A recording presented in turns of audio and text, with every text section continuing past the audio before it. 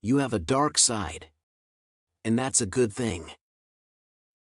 But do you embrace it? Or do you try to ignore it, pretend it doesn't exist, or even pretend it's someone else's? Carl Jung didn't think that was a good idea. He thought that if we didn't deal with our shadows, they would come back to haunt us. And he was right.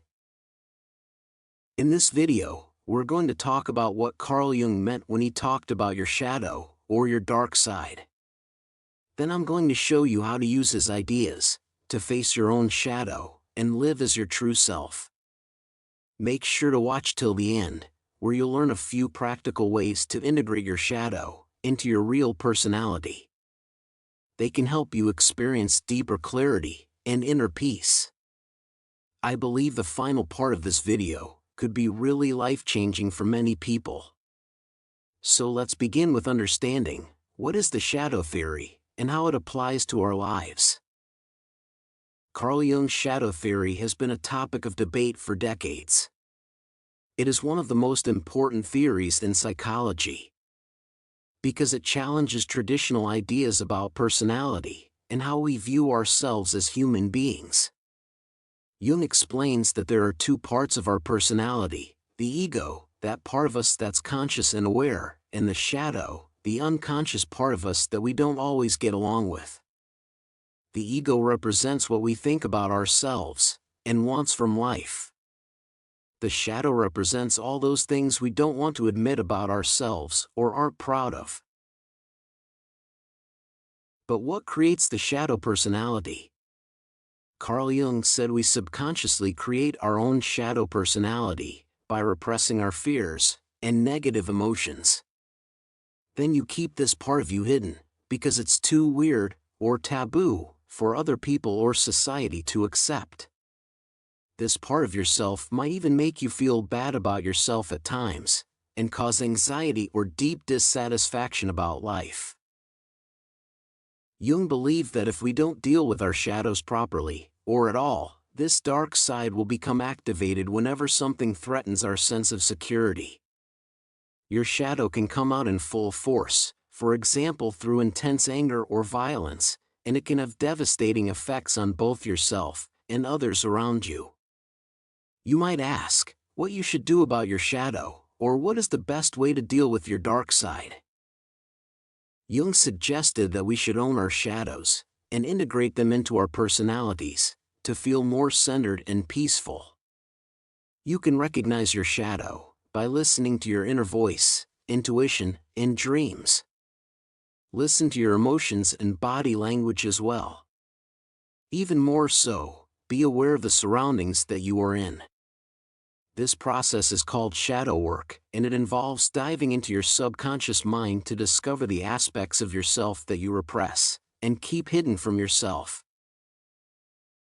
Shadow work has a series of exercises and steps that we can't fully cover in this video, but to explain it briefly, it includes 4 general steps. Step 1. Becoming aware of the shadow. Keep in mind that the shadow is elusive. It lurks behind us. Our defensive systems are meant to keep our shadows hidden. So the first step in our shadow work is to be aware of your emotional reactions. The more you observe your actions and feelings, the more likely it is that you may catch your shadow in action. We have a tendency to project our subconscious aspects onto others. Paying attention to your emotional reactions to other people is one of the best methods to recognize your shadow. But it's not easy. It's extremely difficult for us to see the shadow within ourselves, but most people can easily see unwanted shadow traits in others.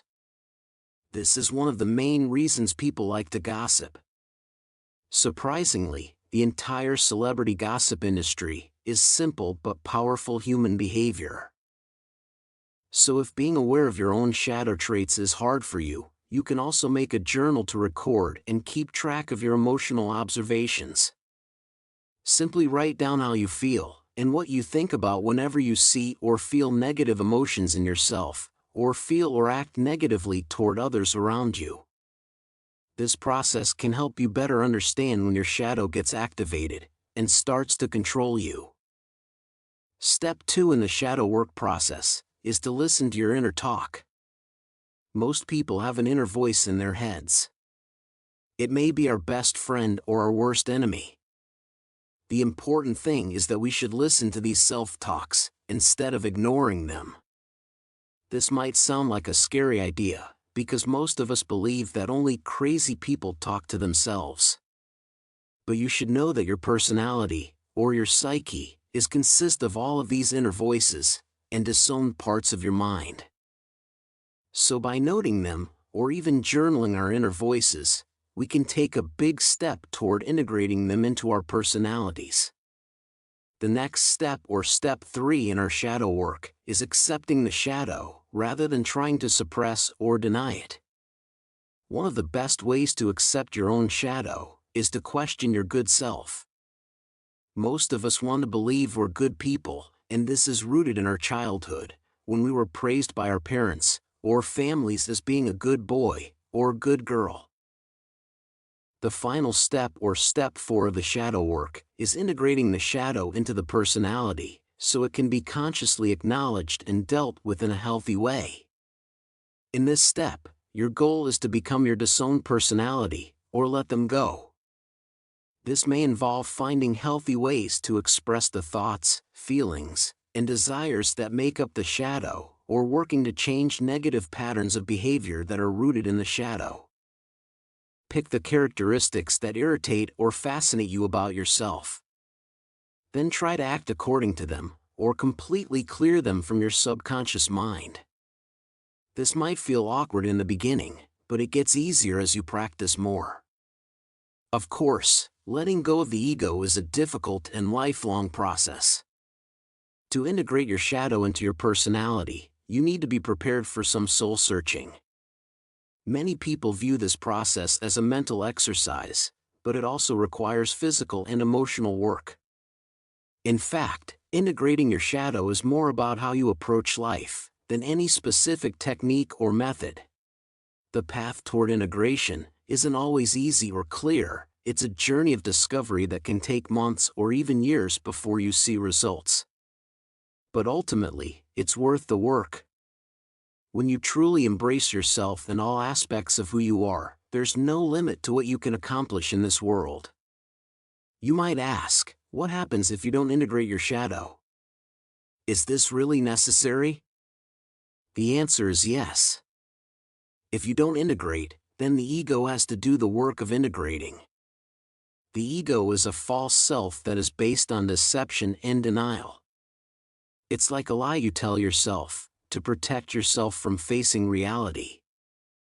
As long as we live in our egos, we will be stuck in this world of lies, and cannot see anything accurately or fully.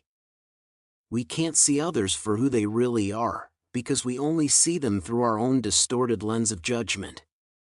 We can't see ourselves for who we really are, and finally, we can't even see the truth about ourselves because it's too painful.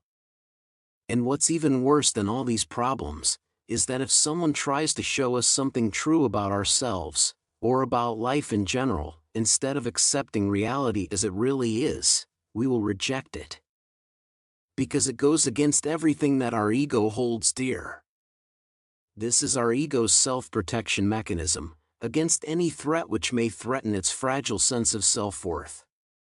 So it's better to put in the work, and face your dark side or your shadow, instead of suffering your whole life, or even worse, as Carl Jung said, project our shadow onto others, and make them suffer. Thank you for watching. If you liked this video, you will enjoy other videos on my channel. I leave links to a few of them that I think you will find very helpful here on the screen as well as in the description. Also, if you find any value in this video, don't forget to leave a thumbs up, and share it with other wisdom seekers and truth lovers around you. And, if you are not already, be sure to subscribe to learn the best life lessons and life-changing philosophies that can help you become a better version of yourself. I hope these videos help you experience more mental clarity, find inner peace, and live a good life. I will see you in the next video. Take care.